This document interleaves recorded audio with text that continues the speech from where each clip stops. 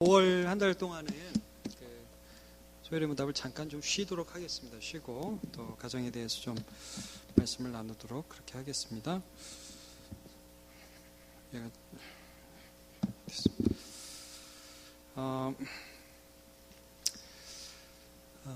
저는 모든 청년들이 연애를 잘 했으면 좋겠고요. 말씀을 이제 들어가기 전에 연애를 시작하면 목사님한테 와서 될 수 있는 대로 시작하기 전에 목사님한테 와서 얘기를 신목사님한테 해주시면 됩니다. 신목사님한테 얘기를 하고 그러면 신목사님이 최대한 여러분을 보호하고 인도해 줄 겁니다. 하나님이라 그렇게 하는 게 아니라 저는 이제 교회 안에 여러분 우리 남문교회에서 커플이 많이 나왔다는 거 아시죠? 저도 남문교회에 산 커플인 거 아시죠? 저는 앞으로 이게 줄줄이 커플들이 나왔으면 진짜 좋겠습니다. 아멘 안 하네. 또 누구 있죠? 한철 입사님, 김정숙 집사님, 또 이철 입사님, 강영희 집사님. 철이, 건이 뭐 이렇게 되네. 또 있나요? 또? 왜 이렇게 생각하는데 어렵지? 하여튼 많이 있습니다. 많이 있는데, 자, 교회 안에 커플이 생기고 그 커플들이 교회 안에서 잘 보호받고 잘 사랑할 수 있도록 지도를 잘 받아서 잘 되기를 바랍니다. 저도 이런 제목으로 설교를 오랜만에 하는 것 같아요. 청년들을 제가 낮 예배 때는 어른들 대상으로 오늘 어린이 설교를 하는데, 이제 그것도 좀 알긴 알아야 되는데, 우리 청년들도 이 부분에 대해 좀 알 필요가 있어서. 자, 연애하고 결혼의 차이에 대해서 좀 잠깐 먼저 말씀을 나누겠습니다. 우리 어르신들은 잘 생각 안 나죠? 연애 생각 잘 안 나죠? 그런 시절이 있었나 싶죠? 결혼만 남았을 뿐이죠. 결혼한 거 맞죠, 우리? 네, 결혼한 거 맞죠? 자, 연애와 결혼은 어떻게 다르죠? 자, 청년들, 연애와 결혼은 어떻게 다르죠? 물론 모르겠죠. 결혼을 해본 적이 없으니까. 근데 제가 이제 좀 느끼는 게 뭐냐면, 제가 결혼을 하고 나서 좀 느끼는 게, 누가 나한테 결혼이란 이런 것이다라는 걸 좀 정확하게 말해주고 나서 나도 공부를 하고 결혼을 했으면 조금 시행착오를 줄일 수 있겠다. 이런 생각이 좀 들더라고요. 여러분 결혼 생활하면 다 잘할 것 같죠? 남편을 너무 사랑할 수 있을 것 같죠? 아내를 너무 잘 섬길 수 있을 것 같죠? 잘할 거예요. 여러분은 잘할 거예요. 예수 믿는 청년들이잖아요. 이렇게 믿고 싶잖아요, 우리가. 네. 자, 결혼이라는 것과 연애라는 것은 둘 다 이제 사랑이라는 공통점은 있습니다. 그런데 결혼은 어떤 면에서 다른 거냐면요, 헤어질 가능성을 배제한 사랑입니다. 약간 좀 어려운가요? 자, 죽음 이외의 다른 방법으로 헤어질 가능성들을 배제한 것이 결혼입니다. 그 안에서의 사랑이 결혼이고, 연애는 반대로 뭘까요? 헤어질 수 있는 가능성이 언제든지 있는 것이 연애입니다. 자, 근데 그럼 여러분이 목사님 이혼 있잖아요. 이렇게 여러분들이 저한테 물어볼 수도 있습니다. 그거는 비정상적인 것입니다. 그거는 사람들이 완악하기 때문에 성경에도 이혼 증서를 써주라는 건 그건 하나님의 뜻 가운데 있는 것이 아니에요. 자, 여러분 오늘 본문에 이런 말씀이 있습니다. 창세기 2장 24절 같이 읽어보죠. 시작. 이러므로 남자가 부모를 떠나 그의 아내와 합하여 둘이 한 몸을 이룰지로다. 여기 결혼에 굉장히 중요한 말씀이 있어요. 아담과 하와에 대한 말씀인데, 자, 결혼은 누구와 누구가 하는 거다? 남자와 남자? 여자와 여자? 아닙니다. 자, 남자와 여자가 하는 것이 결혼입니다. 이게 당연한 건데 목사님 뭘 이런 걸 합니까? 청년들한테 좀 해야 될 필요가 있습니다. 자, 이거 넘어가겠습니다. 제가 오늘 동성애 문제를 다루고 있지 않기 때문에 간단하게 넘어가겠습니다. 나중에 우리 신목사님도 이미 다루셨고 제가 오늘 이 부분을 다루지는 않겠습니다. 그러나 분명히 아십시오. 여러분, 여자의 남자의 당신 남잔데요? 이러지 마세요. 여자의 남자예요, 당신은. 민규 씨, 남자입니까, 여자입니까, 당신? 남자. 멋진 남자. 네, 남자죠? 네, 우리 헷갈리지 마세요. 약할 때 강함 대신에 라는 노래 아시죠? 그 노래를 쓴 사람이 동성연애자였어요. 그런데 예수 안에서 치유받고 내가 그것을 치료해야겠다고 결심하고 치료하고 나서 결혼했습니다. 애가 9명입니다. 대단해요. 여러분, 근데 이제 이게 치료받아야 될 대상이라고 생각을 하면 되는데 그게 기분 나쁘다는 거죠. 이거는 내가 이렇게 태어났다. 나는 이렇게 살 거다. 이걸 뭐라고 그러죠? 그걸 커밍아웃이라고 그러죠. 그 사람들이. 이제 자기를 드러낸다고 그러는데 그 사람들 자체는 불쌍히 여기고 우리가 사람은 용납해야 하지만 그것은 옳은 것이 아니라는 거 기억합시다. 자, 그 다음에 남자와 여자가 하는 게 결혼이다. 그 다음에 두 번째, 누구를 떠나? 부모를 떠나. 그러니까 여러분, 결혼을 하면, 우리 형제자매들 결혼을 하면 정서적, 경제적, 그 다음에 육체적으로 부모님과 독립하는 것입니다. 부모님도 그거 기억해 주십시오. 자, 부모님과 독립한 다음에 결혼하고 나서 어머니, 아버지한테 가서 엄마 돈 좀 주세요. 이렇게 하면 될까요? 안 될까요? 아니라는 것입니다. 결정할 어떤 문제를 결정해야 돼요. 엄마한테 전화가 엄마 이거 어떻게 해야 되지? 이렇게 물어봐야 됩니까? 참고로 조언을 구할 수 있지만 제일 먼저 의논을 누구와 해야 되죠? 남편과 아내와 서로 하는 것입니다. 독립하는 것입니다. 이걸 기억하십시오. 그 사이에 그러니까 여러분 부부싸움하고 나서 엄마를 찾아가야 될까요? 말아야 될까요? 엄마 이 서방이 그랬어. 왜 하면 될까요? 안 될까요? 내가 결혼하기 전에 얘기하는 거예요. 그런 거 하지 마세요. 우리 마누라 절대 그런 짓 안 합니다. 자, 남자도 마찬가지고 엄마 우리 마누라가 그랬어. 이 바보가 쪼답니다. 그렇게 얘기하지 마십시오. 그러면 안 됩니다. 그거 진짜 쪼답니다. 그거는. 그거 안 하겠다는 거예요. 부모를 떠나겠다는 거예요. 부모를 그럼 완전히 떠나고 나하고 부모하고 벽을 쌓는다. 그런 얘기가 아니잖아요. 그렇죠? 또 어버이날 되면 인사하고 공경하고 사랑하고 그래야 되지만 결정권이나 모든 부분에 있어 독립한다는 의미가 있다는 것입니다. 그리고 여러분이 그러니까 지금 20대 때 준비하면서 독립할 수 있는 인격체가 지금부터 독립하고 싶죠? 그러나 참으시고 집에 들어가서 자십시오. 아직은 집에 들어가서 자야 되는 거예요. 자, 그런데 그럼 마지막으로 또 뭐가 있죠? 좀 전에 24절. 자, 그러므로 남자가 부모를 떠나 그 안에 합하여 둘이 한 몸을 이룰지라. 자, 하나가 되는 것인 한 몸. 이걸 너무 육체적인 것만 한정 지어서 볼 수는 없습니다. 자, 그러나 영과 육과 모든 부분에 생활권까지 다 완전히 하나가 이루어지는 거예요. 그래서 여러분 결혼을 하면 남편이 기분 나쁘면 아내가 알까요? 모를까요? 알아요. 남편이 기분 좋으면 아내가 알까요? 모를까요?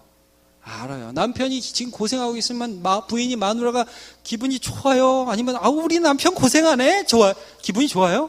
그럴 수가 없다는 거예요. 이게 서로 연결되어 있어요. 이게 하나예요. 그래서 여러분 이게 끊어질 수 없는 관계 안으로 들어가는 것이 결혼 안에서의 사랑이고 결혼 전에 연애는 그것을 준비하는 기간이라는 것을 우리가 기억을 해야 됩니다. 이 사랑은 사실 여러분 성경을 보면 성경 결혼으로 시작해서 결혼으로 끝난다고 그러죠. 창세기 2장에 이렇게 결혼이 나오고 그 다음에 요한계시록 맨 끝장에 보면 교회가 신부의 모습으로 그리스도인 신랑 안에서 결혼을 하는 모습이 나와요. 결혼은 하나님의 사랑을 예수 안에서의 우리의 사랑을 보여주는 것이고 여러분 예수님이 우리를 택하셔서 우리를 신부로 삼으셨습니다. 우리를 버릴까요? 안 버릴까요? 안 버려요. 그래서 여러분 결혼이라는 것을 잘 생각하십시오. 너무 사랑해서 결혼을 한 다음에 사랑이 식으면 버릴 수 있는 것이 아니라는 거예요. 그런 의미에서 연애와 결혼의 의미를 좀 정확하게 생각을 합시다. 이 결혼에 대한 이 창세기 2장 24절 말씀을 마태복음이 이렇게 해석했습니다. 마태복음 19장 4절부터 보면 이렇게 말씀을 합니다. 예수께서 대답하여 이르시되 사람을 지으시니가 본래 그들을 남자와 여자로 지으시고 분명히 남자와 여자로 자 말씀하시기를 그러므로 사람이 그 부모를 떠나 아내와 합하여 그 둘이 한 몸이 될지라 하신 것을 읽지 못하였느냐. 자 창세기 2장 20절 봤지? 24절에서 6절 같이요. 시작. 그런즉 이제 둘이 아니요 한 몸이니 그러므로 하나님이 짝지어 주신 것을 사람이 나누지 못할지니라 하시니 자 이렇게 말씀을 하고 있습니다. 여기서 누가 우리를 짝지어 주죠? 하나님은. 자 결혼은 내가 선택한 배우자와 결혼하는 것입니까? 하나님이 짝지어진 하나님이 짝지어준 배우자와 결혼하는 것입니까? 네. 그럼 여러분 우린 내가 선택하면 안 돼요? 그런 건 아닙니다. 사실 성경 시대에서는 하나님이 직접 진짜 짝을 지어주셨어요. 예를 들면 아담의 배우자 하와를 아담이 자는 동안 갈비뼈 쑥 빼가지고 이렇게 만들고 착 오! 너무 이쁘다 이렇게 됐잖아요. 그래서 배우자를 이렇게 갖다가 붙이셨잖아요.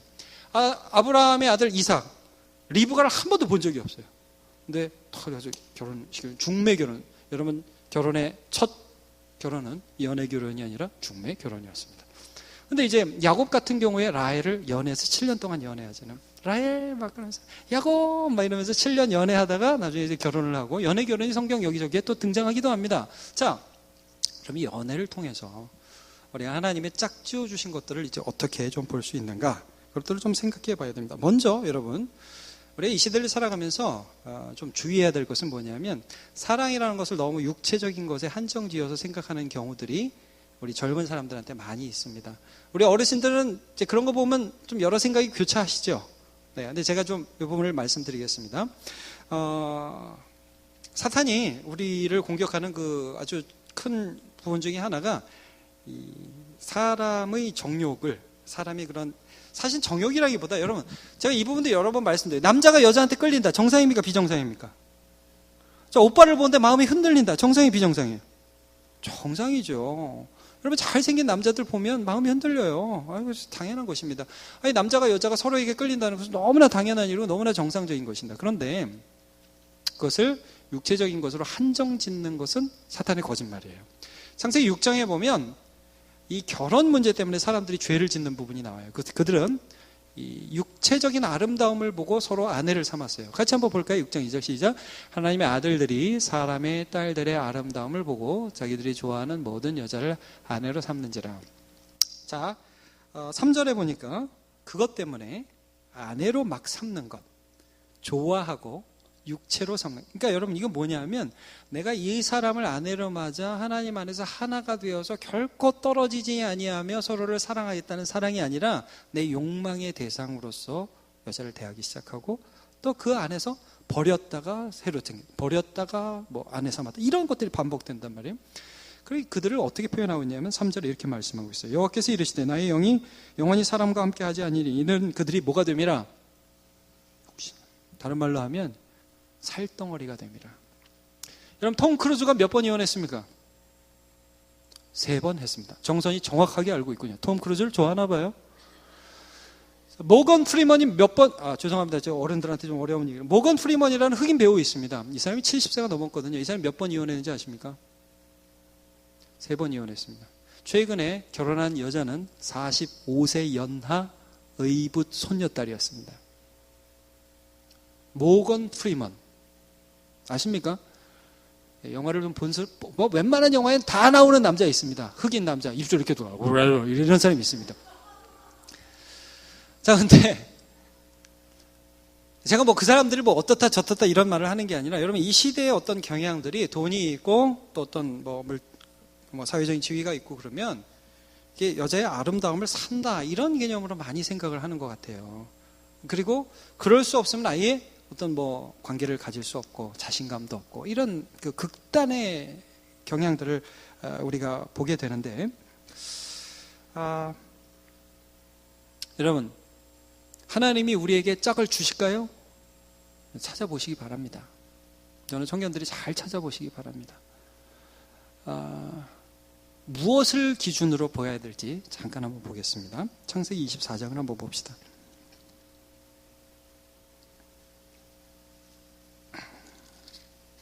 창세기 24장에 보면 아브라함이 나이가 많아서 이제 죽기 전에 자기 아들 이삭을 위해서 마누라를 구해주는, 아내를 구해주는 그런 장면이 나옵니다.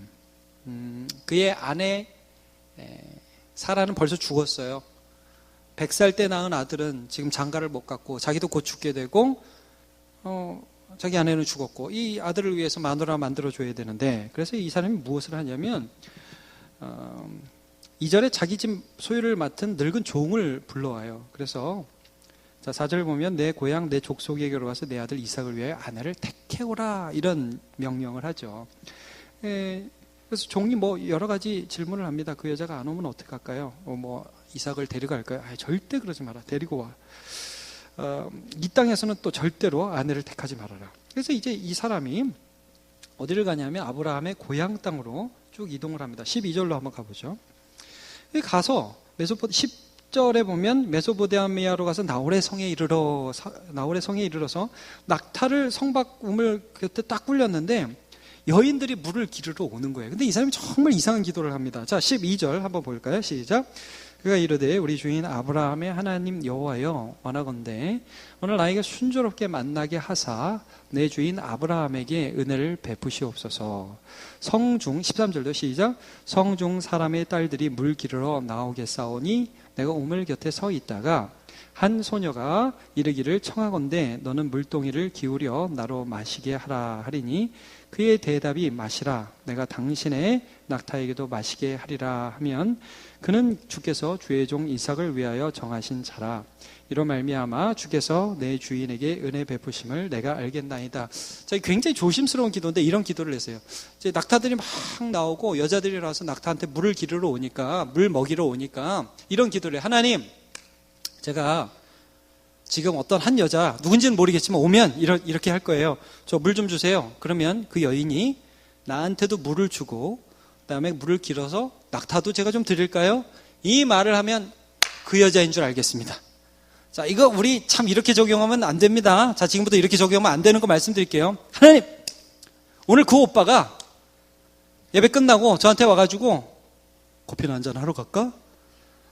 그러면 그 오빠는 하나님이 저에게 짝지어 주신 오빠인 줄 믿겠습니다. 이러면 안 되는 겁니다. 대부분 그런 오빠는 믿을 만한 오빠가 아닙니다. 제 대부분이라고 그랬습니다. 다는 아니고. 자, 여러분, 이거 어떻게 적용해야 될까요? 여러분, 이 종은 어떤 것을 보고, 이 나이 많은 종이 생각이 없는 종이 아닙니다, 여러분. 여긴 좀 의미가 있어요. 자, 보세요. 물을 달라고 합니다. 근데 그 여인이 물을 주지요. 그리고 여기까지는 좀 이해가 갈 수 있어요. 낙타? 여러분, 우리 청년들.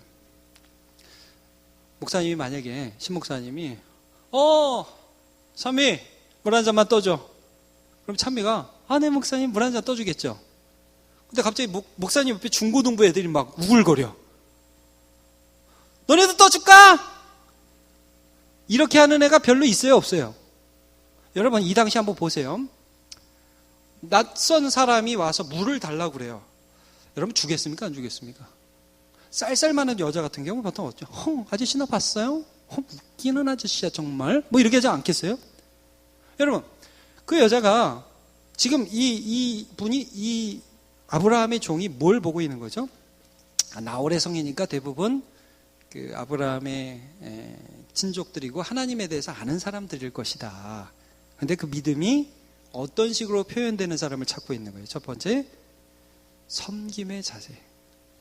그러니까 너무 친한 어떤 이성의 매력이 있는 사람이 아니잖아요. 이 사람이 이제 할아버지예요, 할아버지. 아무것도 아닌 할아버지가 물을 달라고 그럴 때 그 할아버지를 보면서 존중하면서 주고 그 다음에 그 옆에 있는 낙타들까지 먹일 수 있는 사람을 찾고 있죠. 자, 청년들, 중요한 얘기를 하겠습니다. 잘 들으세요. 아파트를 갖고 나하고 결혼하지 않은 사람은 주위에서 봐야 돼요. 혼수를 삐까번쩍하게 갖고 딱 내면서 나랑 결혼했죠? 뭐 이렇게 하면은 의심해 봐야 돼요. 여러분, 요즘에는 결혼하려면은 그런 거 요구하죠? 집이 있어야 되죠? 그럼 언제부터 그렇게 됐죠? 저 때만 해도 안 그랬던 것 같아요. 저 때만 해도. 지금 손수빈 씨하고 저하고 나이가 차이가 별로 안 나죠? 많이 나요? 그런가? 아니, 저 때만 해도 안 그랬던 것 같아요. 왜 이렇게 아파트 한 채 있어요, 결혼하고 무슨 이렇게 됐는지 모르겠어요. 자, 우리 남문교회 청년들은 뭘 보냐면요. 일단 수련회를 같이 가요.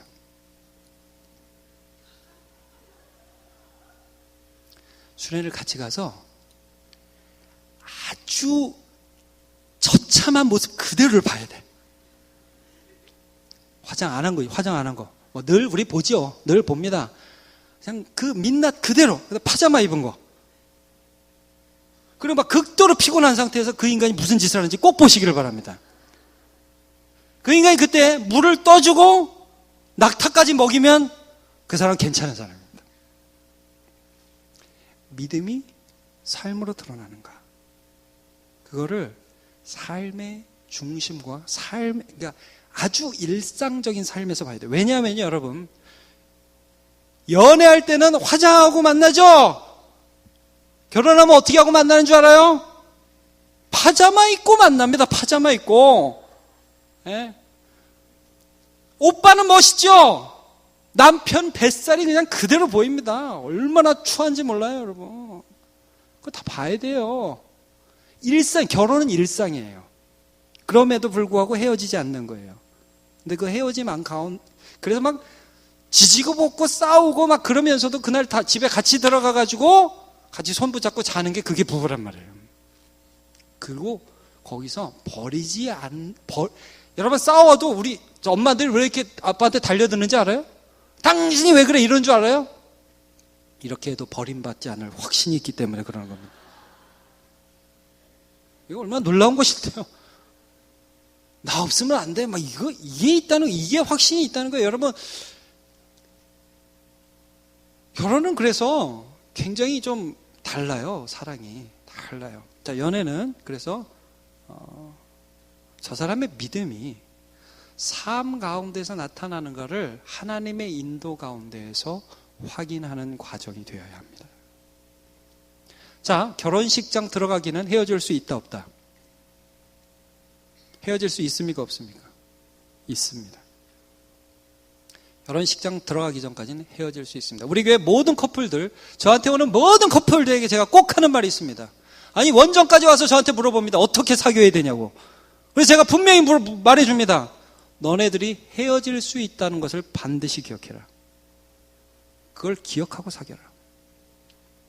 너무 공감 가는 말씀이죠, 어르신들. 그렇죠? 여러분, 우리 청년들, 지금 연애하는 청년들, 내가 분명히 말씀드립니다.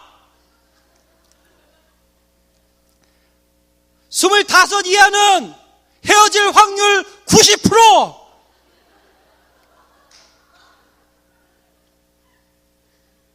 28부터 조금씩 올라갑니다. 30이 되면 50% 이상 넘어갑니다. 그러나 그래도 모르는 거예요. 헤어질 수 있다. 감안하고, 자, 제가 좀 전에 이런 말씀 드렸잖아요.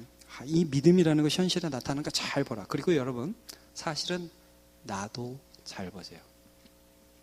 대부분의 청년들이 아직 결혼할 준비가 안 되어 있습니다.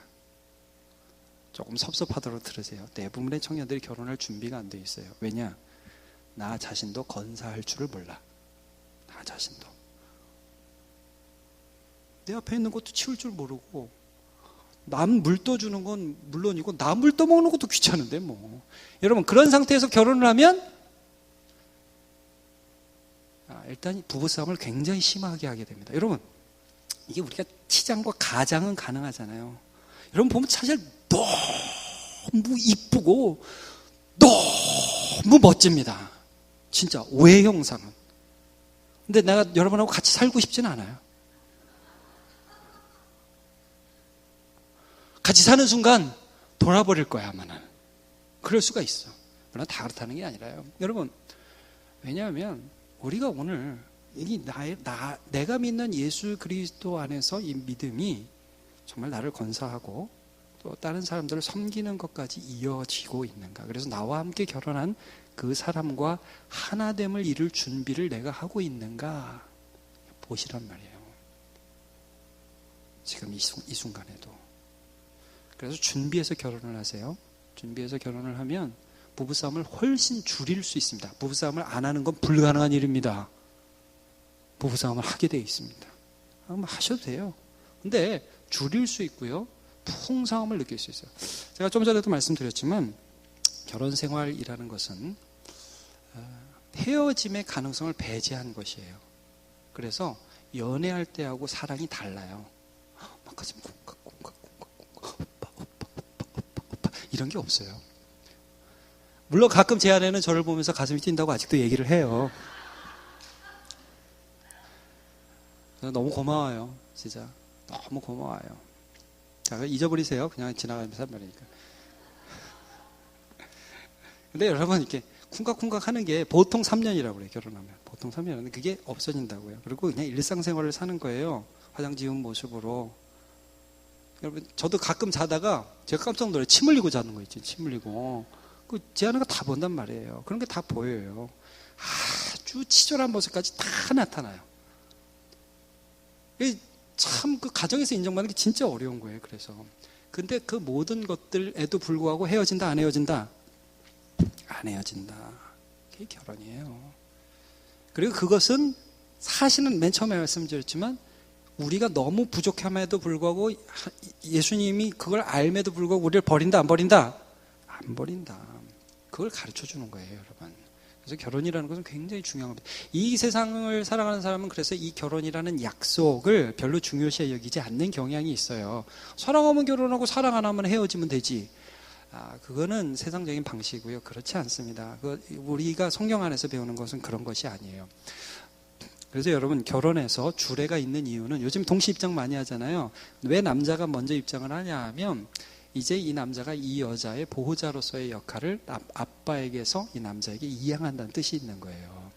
그리고 그다음에 주례가 있는 이유는 하나님의 대리자로서 증인이 되고 왜 그 하객들이 있느냐 하면 우리 둘이 약속해서 우리 둘이 산다가 아니라 모든 사람이 증인이 되어준다는 것이고 왜 양옆에 쫙 흰 천을 놓고 그 사이를 지어 나오냐면 이런 의미가 있는 거예요. 원래 의미는 이런 의미가 있는 거예요. 요 사이가 있는 것은 이게 언약이고 약속이라서 이 약속을 어기면 이 사이가 갈라짐 같이 찔러 쪼개 죽여버린다는 뜻이 있는 거예요. 이 약속을 어기면. 그거 겁나죠? 결혼 잘 하시길 바라요. 근데 여러분 저는 이런 소망을 드리고 싶어요. 요즘에 많은 젊은 세대들이 결혼을 두려워해요. 돈이 너무 들고 준비할 게 많고 책임져야 할 게 많으니까 그냥 사랑하니까 같이 살다 적절할 때 헤어지자 동거가 많은데 여러분 그건 또 다른 상처를 낳게 되어 있습니다. 그래서 여러분 결혼을 소망하시고 인격적 준비가 제일 중요하다는 것을 신앙적 인격적 준비 좀 부족해도 같이 메꾸면서 살면 돼요. 저는 우리 남문교회 청년들은 그 삐까번쩍한 아파트에서 시작하지 않고 뭐 월세도 괜찮고 단칸방도 괜찮고 조금 그런 부족한 데서도 많이 살면 좋겠어요. 아무도 아멘을 안 해요. 아무도. 그걸 부끄러워하지 말라고 그런 거를. 좁은 길로 가라 그랬잖아요. 그러면서 지지고 볶고 오빠하고 싸우고 여자친구 아니지 마누라하고 싸우면서 함께 헤쳐나가는 거예요. 그러면서 하나님이 이루시는 것들 보는 거예요. 여러분 그거 소망하세요. 제가 이런 말씀 나누기 원해요. 잠언 18장 22절. 맨 끝에 잠언 18장 22절. 자, 시작. 아내를 얻은 자는 복을 얻고 여호와께 은총을 받는 자니라. 저는 결혼하는 것이 큰 복이라는 것을 지금도 뭐 경험하고 있고 그 의미들을 많이 누려요. 자, 히브리서 13장 4절. 시작. 모든 사람은 결혼을 귀히 여기고 침소를 더럽히지 않게 하라. 음행하는 자들과 간음하는 자들을 하나님이 심판하시리라. 아멘. 우리 같이 찬양합시다.